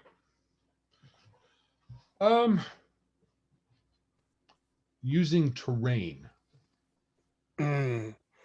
Using terrain. Miniature Like, yeah, miniature terrain. Like in my game. tabletop RPGs. Yeah. I like it. I think they look cool. I think when I can set up a diorama or display that, especially when like you guys, hey, we're going to be entering the haunted forest next week, and you guys show up, and I have my HeroScape stuff out, I think it adds something to the game. You're like, oh, cool. I'm going to go there. And you point to that spot. I move behind that tree. And so it helps save me on description. And the reason I don't love it is the time it takes to set it up, to buy new stuff. But I have a boatload of a pretty good amount of terrain, not Wargamer terrain, but HeroScape and a few other things that work out really well for me. So when I want a big set piece, I like the, you've played in my games. When I want a big set piece, I pull out the stops and have all this stuff. And but from game to game, I'm not likely to have terrain every single session. Right. If I do, it's usually for a big deal or a big finale or something. So I like it, but the time and the cost can get prohibitive. The time just to set it up. Right. So. Okay. Yep. Winter. It's coming. I like it, but barely. Too much ice and snow can get, just more shoveling, more this. I bet for you walking around with if the sidewalks aren't shoveled or there aren't no de-ice, just a pain in the butt. But I love cooler temperatures. I really do. And even cold temperatures. The older I get, summer is becoming my least favorite season. I like spring first, fall second, maybe flip those. Fall first, spring second, and then probably winter and then summer. And by summer, I mean the high summer when it's hot, which is weird. When I was younger, summer was my favorite, not just for getting out of school, but going swimming, playing ball. And now that I'm getting older and slowing down, I was like, I don't care for 90 plus. I would literally rather have teens in temperature than 90 plus. So I don't know if I go that far, but I would. Of course, but I understand. Because that's you. That's me. Yeah, I like it, but it's not like a super like. Yeah. I think for me, I like the seasons probably best in the order that they come. Spring, summer, winter, fall, winter. Yeah. Yeah. Winter I like least. Right. Well, for you, I totally get it. Yeah. Work outside. Yeah. Yeah. Anyway, that's 2. And the third one is barbecue. Oh. The food or the picnic? Or like the get together? Which one? Either one? Okay. I love barbecued meat of all sorts. I love having barbecues where people get together and grill. In fact, I think I'm going to have one this Friday, which you and your wife are invited to. I like to have a late evening barbecue and bonfire. That's the plan. So I absolutely love it. I love gathering with friends. We love hosting. This might be a little more low key than the past, but yeah. Love the food, love the friends. It's to me, it's the best time to just kick back, hang out with your buddies, and just, I don't know. I really like it. The older I get, the more I love that. That's one of my favorite get-togethers. It's I'm a casual dude, casual dresser. You know me. I'm not much of a fancy dude, and love barbecues. Love them. Oh yeah, barbecues are awesome, and the food especially. Oh yeah. Yeah. Okay. For you. We have themes that are going to mix a little. Christmas carols. I like them. I like them when they come on. Okay. Traditional ones, older ones, not too big on the newer ones. But I do like hearing Christmas carols. When listen, there's a couple of radio stations around here and probably everywhere. Yeah. That once it hits a certain day, it's all Christmas music. Yep. And they're pretty good to listen to from time to time. Yeah. I don't usually get too tired of them unless they go to the level of like, I don't know, February. Sure. So a little kitty gypsy here. She's not afraid of anybody in the house, not the dog, not anybody, but she's a very friendly thing. So, but she's getting into stuff. Oh my gosh, she's getting to my table. Better not let that happen. That's trouble. That's trouble. Trouble. Yeah. Yeah, because okay, how about this? Now, I think you've mentioned this, but I'm gonna not on like it, love it, or leave it. D&D based novels. Dritz. Oh no. Leave it, huh? I stopped reading those in the 80s. Hmm. I haven't read any since then. I read some of the Dragonlance novels, which I didn't think were that good. Right. The Dritz novels were okay, but got really old. Very, very repetitive, I think. I don't think they were very good. Yeah. Beyond I think the first trilogy It was okay. was good. I don't think any of it was great. I don't Gotcha. think any of the D&D novels could be considered great. But to be fair, there's lots of them you haven't read. Sure. Okay. But right now you're just like, leave it, not interested, don't want to buy. Right. Yeah, what you read left a relatively bad taste in your mouth, so pass. Right. Okay. So for comparison, there are, let's say, the Star Wars canon novels. There are a few very well respected authors that write those. I can't remember the names off the top of my head because I don't read those either. It's just Right. I have to pick and choose. But apart from Weiss and Hickman, and I don't think does Salvatore do anything besides Dritz? I think he had the Clear Quartet or Quintet and something else, but that was way back in the day. That was way back in the day. I think he's mostly a Dritz Forgotten Realms guy. And I don't know for sure. Yeah. But I don't think that there are. I mean, are there any well-known authors that write D&D books? Apart from them, I want to say Michael Stackpole may have done one, and I want to say that who did? No, Salvatore wrote a Star Wars novel that he caught a lot of grief for when he killed he killed Chewbacca years ago.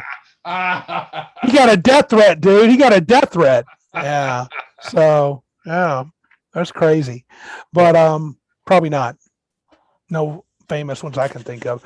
Hickman and Weiss are the best. I stopped even looking at them in the 80s. It's possible that 30 years later, 40 years later, something like that.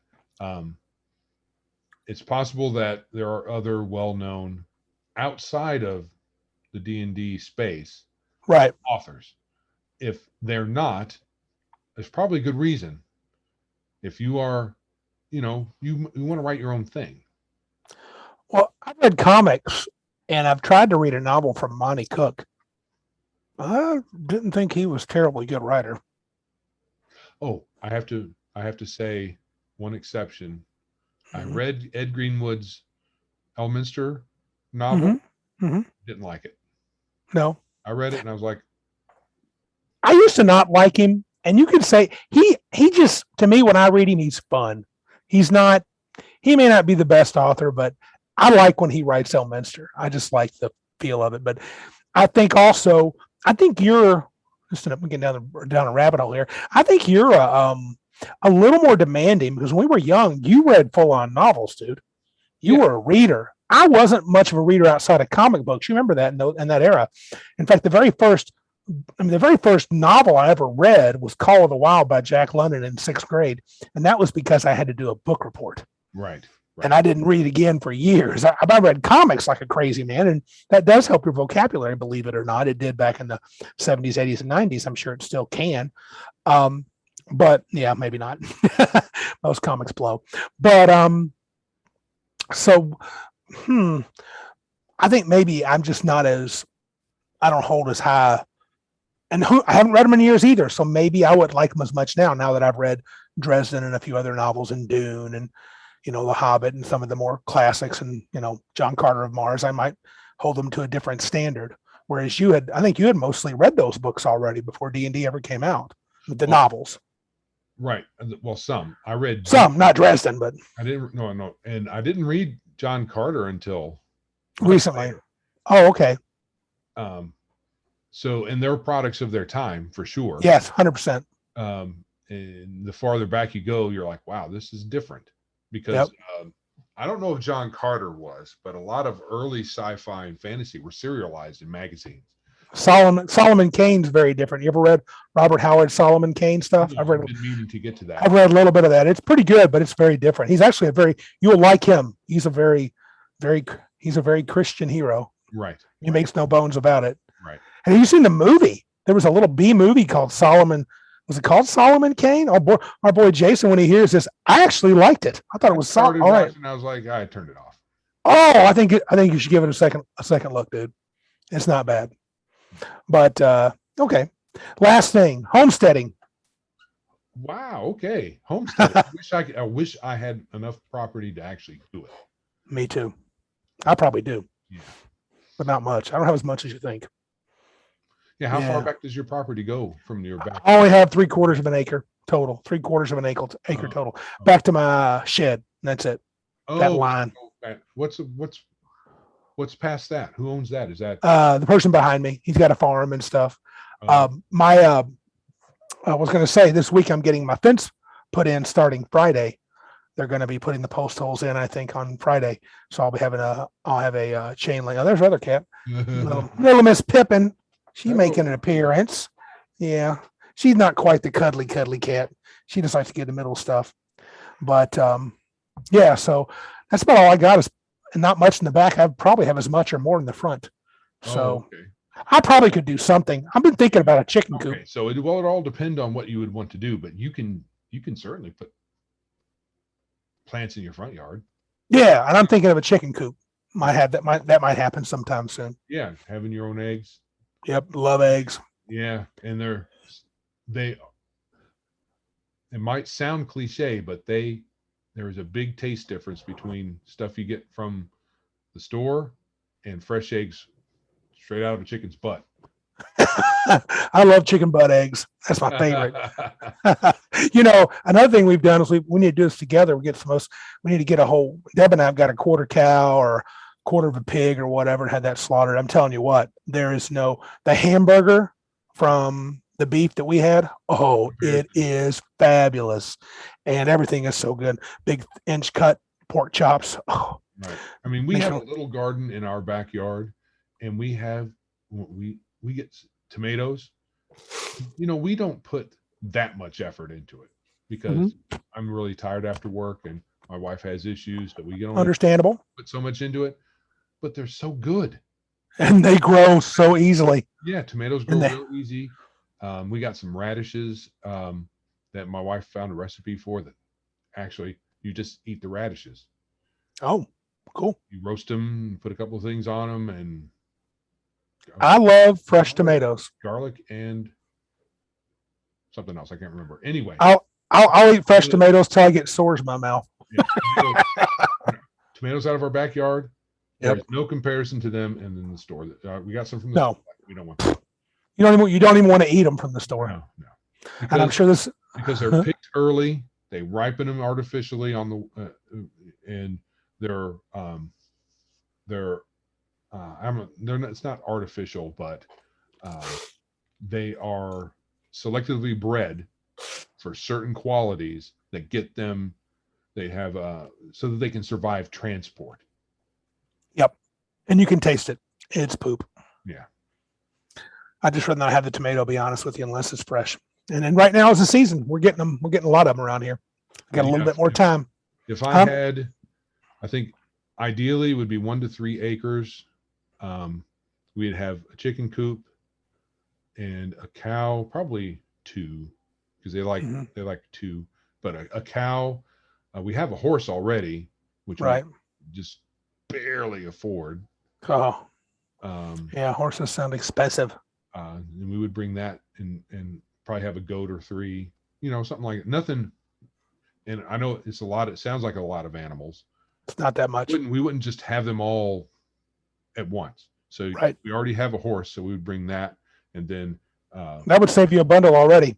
Having your horse at your place. Yes. Yep. And then we would have a chicken coop, and then we would add the other stuff. Yeah, little by little. Yeah. My wife wants goats, and I'm sure we're fascinating everybody talking about homesteading. Yeah. All right.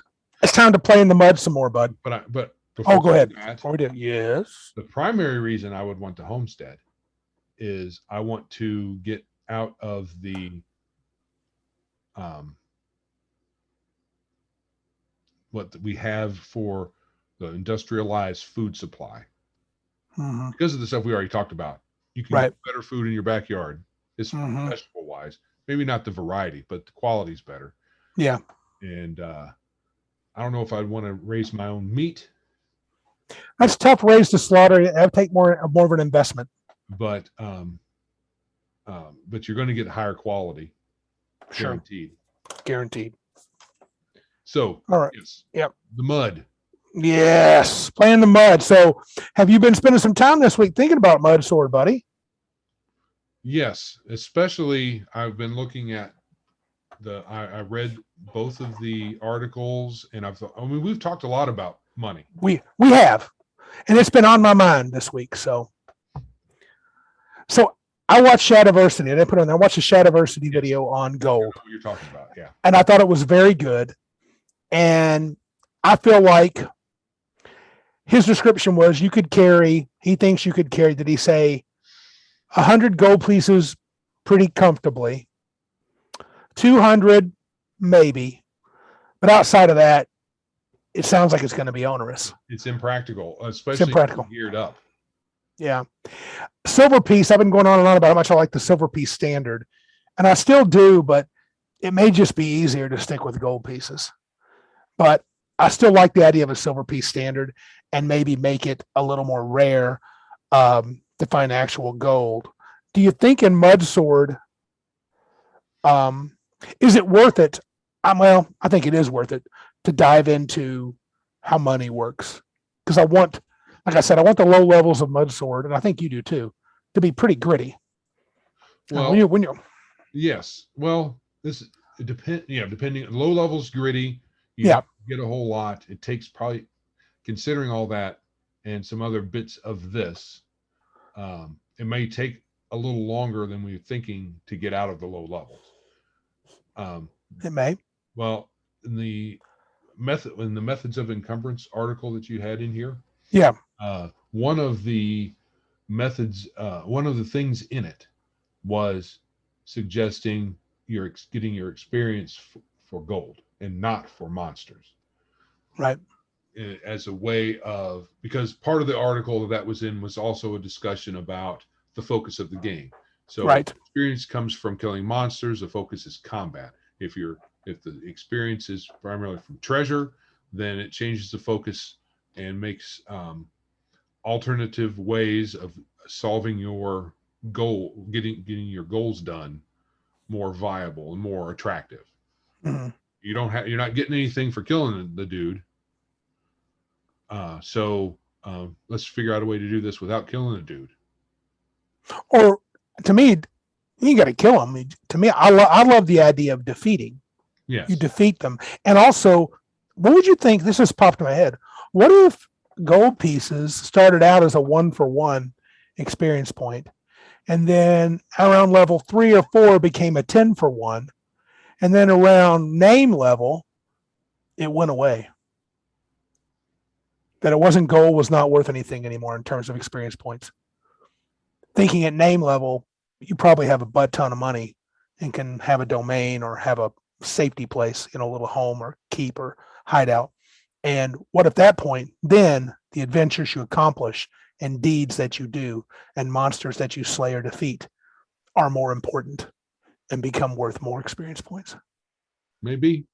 That would be an interesting way to raise the stakes and change the stakes. I've always talked about the game. I think itself changes. The play, everybody says the play in D&D changes as you level up, right?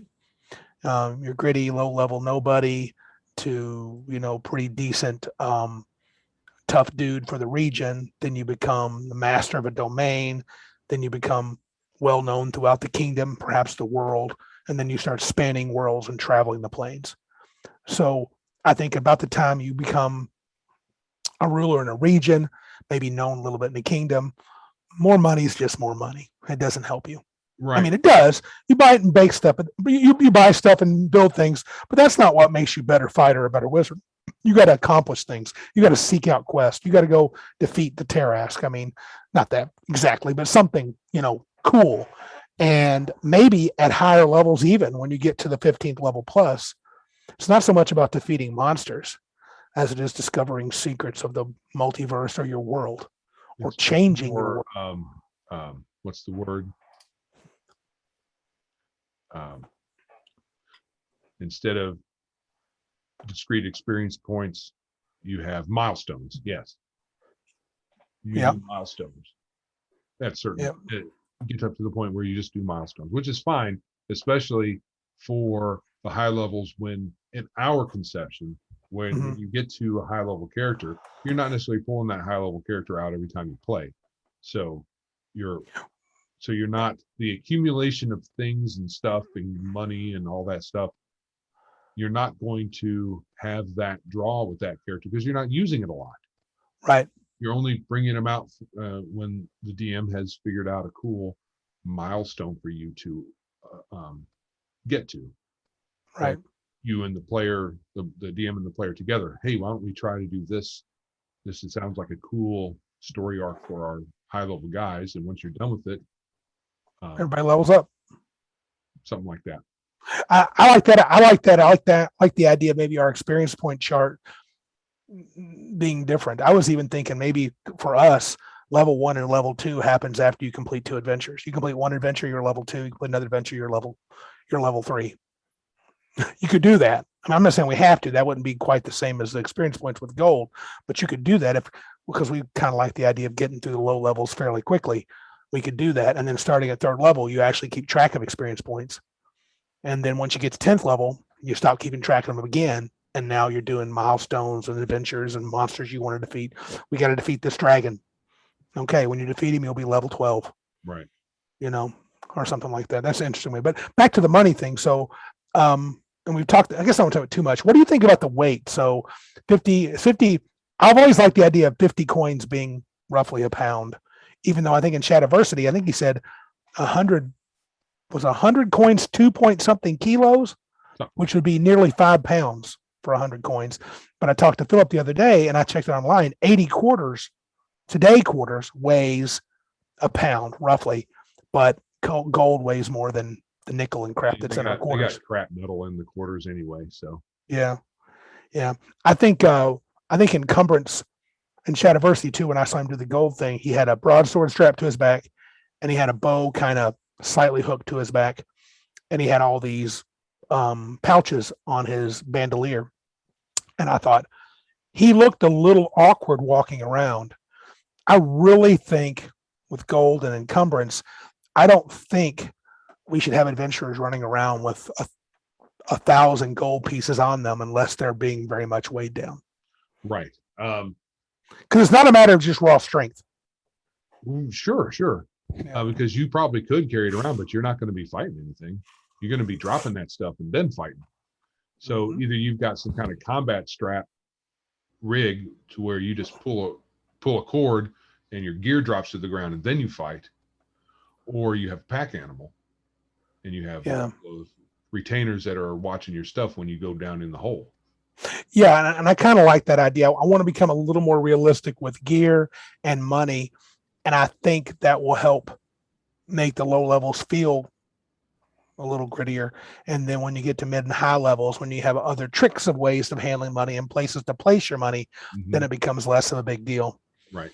Yeah. Now, and some of that can be circumvented by, instead of always finding gold, and that's one thing that came up in these articles, is having other things that are valuable that might be lighter. I mean, you might find a statue that's worth 50 gold, but it might be all equally as cumbersome to carry around.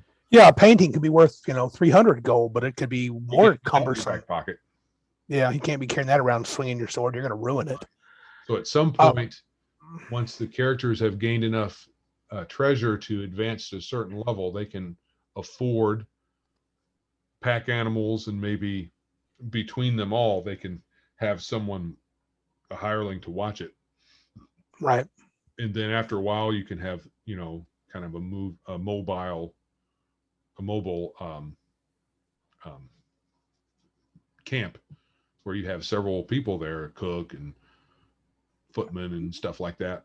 we've talked about that. I also think I've been thinking a lot about money, and if adventurers, even if we go to a silver standard or whatever, adventuring has to be a lifestyle that's worth it. Yeah. Or people won't do it. So you have to be a cut above everybody else in terms of, by the time you're second, third, fourth level, commoners should be like, dude, he is carrying around some coin. Right. You may not be as wealthy as the local merchant lord, but you're better than any of the common workers already. Sure. And but apart from always coming up with some big story, big plot that catches your characters are just normal people, and then this thing happens and they're all swept up into an adventure. I mean, you can only come up with that so many times, and it's right. Old hat now already. So, and since this is a game, you can sometimes do that, but sometimes you can just dispense with that and just say, hey, you guys are in a tavern and you hear this thing is going on. Yeah. And you go do it. Because Yeah. you're adventurers, you're trained. You're not just regular people caught up and swept up in events. No, that can happen from time to time. And I think also money and the accumulation of money and the investment of money in domains, or saving it for a keep, or saving it for a church, or building your own little secret hideout, that could give you interactions with NPCs that could then need your help. Yeah. Or the other thing is, most of the time your characters are just trying to survive. So this is one of the ways you can survive. Provide for yourself, maybe send some money to charitable causes or your family or whatever. But this is it's being able to eat. Yeah. What about how do you picture, because this is something we've always talked about with 5e, it's horrible, and 13th Age is horrible. What can adventurers spend their money on in Mudsword? What would you like to be able to spend your money on? If you have 1,000 gold coins in the Mudsword setting, what would you like to be able to buy that you think is a cool setting thing, and also mechanically could be solid for an adventurer to be able to purchase? So you got 1,000 gold pieces, a lot of money. Hire somebody to carry my dang stuff. Sure. So you're gonna have hirelings. That won't even take a tiny fraction of 1,000. Right. So we've already mentioned several of them. Yeah. So hirelings, Mm-hmm. equipment, like a wagon's not cheap. Now there are horses. Yep. Depending on how you price them, right? Mm-hmm. So you got hirelings, gear, saving up for that domain, Or that suit of full plate armor. right? Which should be expensive. Very, very expensive. Or what about consumables? Do you like the idea of consumables being purchasable in our world? Potions, scrolls, fetishes, little trinkets, or something you can make. I think potions and scrolls are definitely in the player's realm of being able to make, certainly, or to be able to purchase from someone or purchase. So right. it could even be a hireling you could have. You could hire somebody to be your an alchemist. You don't necessarily have some of the things that have become character classes are better served being NPCs. We always thought that back in the day. We thought the alchemist was a dumb class. Would be great as a PC, I mean NPC. And now you could have a PC having some skill in that, but your time is better served having somebody else do it. And I think buying salves and whatnot. Buying permanent magic items, I would think in Mudsword would probably be not as likely, though not impossible. Right. It would be possible, but it would be a special occasion. Kind of going old school on that one. You got to figure out some kind of, either you're going to make it yourself, or you're going to have to you may luck into someone that wants to sell a cool item to you. Right. You're going to either, depending on how we envision the process to be, your characters might be able to go get the components. That'd be adventure fodder to go get the components, but you're also going to be paying the crafter for their time. So that is somewhere for money to go, just money. I think money, being able to have stuff to spend money on adds to the game. I think making encumbrance important actually adds to the game. It makes it significant and a valuable part of the game. You know, like Taylor mentioned how he loves the accounting part. He loves keeping track of the beans. But even if you don't, I think it's important that you know that money is worth something, because otherwise you get players that just, oh man, I have 10,000 gold pieces on my sheet because I had nothing to spend it on. Right. You know, what are you doing with 10,000 gold pieces on your sheet unless your character is super greedy and can't get himself to spend his money on anything? Right. And which would be okay if that's what your character is. That's fine. right. And another thing, we can have our shrines. Oh yeah. You go in and pay your respects, leave some money. You may get a blessing. You may need healing. That would be that's another thing that's probably missing from most game worlds, or especially published ones, where somewhere you can spend your money. And something that gets a little, that I got a little out of hand, maybe a lot back when I was younger, I think I need to consider, especially if Mudsword, and this is nothing set in stone, even what I ran last week. If Mudsword is going to be a post-apocalyptic, the world is coming back to normal, coming back to some standard, and it's a points of light sort of campaign where there's mostly city states. There's not really major countries, or if there is, there's very few. Taxes are a real thing.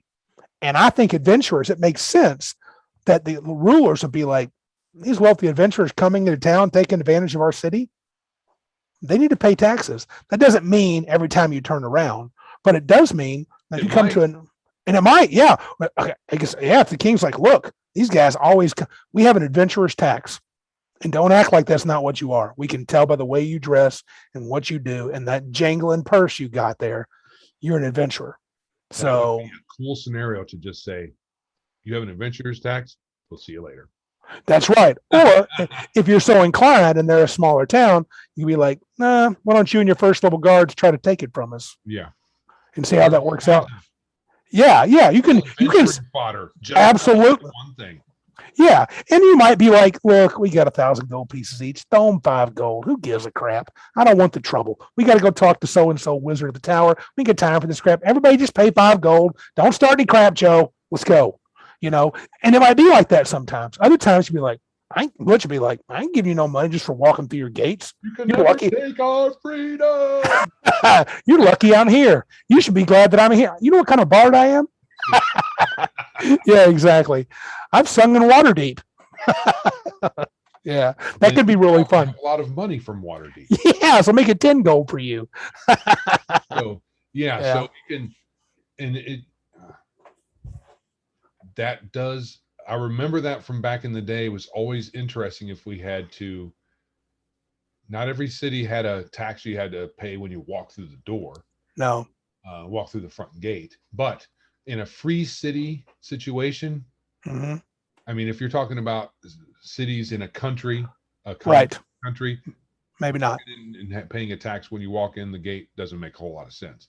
But I don't think. But points of light, free cities, stuff like that. You know, there's something about that can be, they're going to keep the riffraff out. Yeah. Kind of feel. And you said, well, why you tax me? Because we're giving you protection. Right. You come inside our walls. It's not like sleeping out in the wilderness. Now, you pay your tax, you walk in and it's slum. Yeah. Then you turn around, you beat up the guards, you get your money back and you leave. Because, yeah. I agree. I think it's just adventure fodder and cool scenes that players, it would be so, and you play your characters, it'd be so good. Bring it on. Butch says, try to get taxes from me. Well, just so happens this city, all their guards are 14th level fighters with Borples. Yeah. That's crazy. 20th level archmages are a dime a dozen in this city. Yeah, no, that'd be crazy. All right, man. I think we've done enough with that. It seems like we're on the same page with that. Beat that one in the mud. Yeah, we have. All right. Well, I think it's time for. Go ahead. Okay. Yes. You got something to say. I got a little nugget. All right, nugget man. Of course, because I'm a masochist, I'm on Twitter. Okay. Oh, geez. And I run my personal Twitter account, and I made a new account for our podcast. Ooh, okay. So I need to give you the credentials for that, so you can post there if you like. Yeah. Oh, yes. I probably should not, but I might.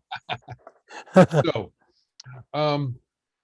actually, it's better if one person does it than multiple, but I Yeah. don't care. Anyway, so for the past few days, I don't know if it's a whole week, but definitely happened over the weekend.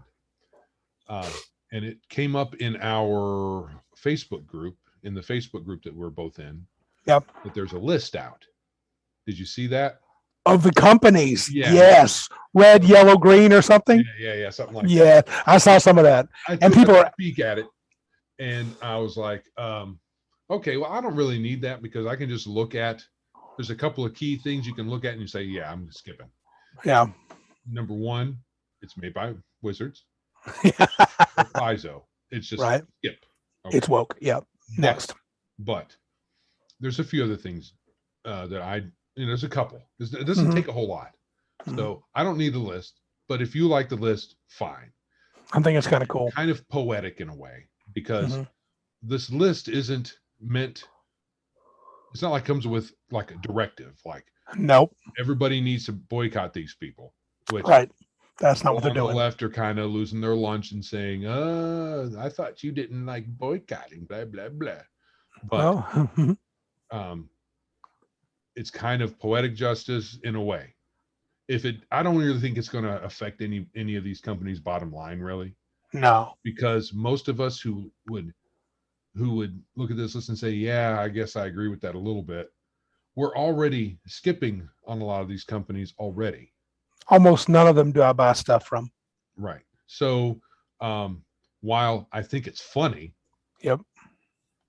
it's definitely funny, and I think it's a bit of comeuppance, but it's not gonna, I would be shocked if it had any real world impact, as opposed to actual cancel culture, where they actually get people together to get people's job, to get their Yeah. job. What do they call that? Doxing people or whatever. And it's like, Convincing a company to fire their employees or whatever. So they actually cause people to lose their jobs. I have no issue with boycotting. If they want to boycott something because they think it's bad because of their beliefs, that's fine. We do it. I boycott WotC and I boycott Paizo. And we could get a group of guys that are like, yeah, let's boycott these. And they'd be fine too. But I don't want to be like going there and trying to say, well, WotC needs to lose. They should not be able to publish anything because they are this and they are that. I don't care what they publish. And here are the names and addresses of all their employees. Right. And Please. Here's some Twitter comments they made that were 6 years ago. That's a lot of work. Or problematic. I don't have that level of disdain or hatred that some people do. I just don't like their stuff. I don't like their politics. I stay away from their stuff. It's that simple. Correct. It's that simple. I agree. Right. And you heard about, speaking of that particular, heard about the Thirsty Sword lesbian group, Fate, Evil Hat Games. Was this new? Apparently, this is related. This is related. How they said, if you don't agree with our politics, don't buy our stuff. Okay. That's what I was doing already. So we're good. But it's not just that. It says, if you are this, you can't play our games. Which is ridiculous. Like they could stop you. I can buy your book. I'm not going to. Nope. If I would, it would be a mock game that we would put on YouTube and just laugh at them for it. Correct. Watch it, but I mean, it's dumb. You can't play this game if. Yeah. The words should be, if you are these things, you're probably not going to like this game. That's play this game. This probably won't be your cup of tea. But it's all hyperbole. We don't. I'm sure there's some lesbians that can't play this game, that been working outside and are real thirsty and they like swords. They probably love that game, but it's not for me. Randy don't give two craps about that game. Not interested in you ain't got to tell me not to buy it. I ain't gonna buy it. No, because it's got a lot of strikes. Like the art is crap. Yeah, it's poop. They wear their identity out front, which I dump on any game that starts out. Gosh, get over yourself. Please get over yourself. What? Well, here's the deal. No, if you want to do that, if you want to have identity games, do your thing. I'm not playing. We're not doing that at my table. So whatever. So I just thought it was funny. It is funny. Quite hilarious. All right, ready to sneak on out of here? Let's hit the road. Okay, a little plug here. If you'd like to support our show, please help get the word out. Check out our website at www.biggestgeekestpodcast.com. If you want to, hit that support tab or just tell your friends, anybody you know that might be interested, to give us a listen. Check us out on Odyssey at YouTube. Rate us on your favorite podcatcher. I know iTunes lets you rate us, so we'd appreciate that. If you want to comment on today's show about naming conventions or any other part about what we talked about, please email us at thegeeks@biggestgeekestpodcast.com. We'd also like to encourage you to check out a few podcasts that we're going to provide links at the end of the show. By the way, are you caught up on Tale of the Manicore? I am not. I was got myself caught up, and that's also side note. I know we're leaving, but side note, I really enjoyed the way he describes things, and I think what I mean by that is I like how he takes the time to describe what's going on when you travel. He thinks about scenes and tries to make players literally make decisions and let their abilities and personalities and how they've been role playing have an effect on their travel. And I know a lot of times in the past, especially in old school, we'd be like, okay, you travel for a few days and you're at the dungeon. Right. Or you'd be like, let's get to the adventure. We skip over, spend 2 weeks on the ocean, boom. And the only thing I could ever think about was, okay, you're on the ocean, you're attacked by a sea dragon, or you're on the ocean, you're attacked by a kraken. There's lots of other cool things that can occur besides that. Someone can become very, very ill because of motion sickness, and that could lead to maybe a wizard, when he's sick like that, and there's normal preparation of spells, might cause him to accidentally fire a magic missile off into a random place in the ship, so you can do all sorts of fun stuff to get them thinking about that. And to me, he does that kind of stuff to make the world feel real. Yeah. And so anyway, that's just one of our many that we like. Yes, it's a very good show. Yeah. Anyway, this is Randy. And this is Joe. Remember, if you can't be big like us, then be geeks like us.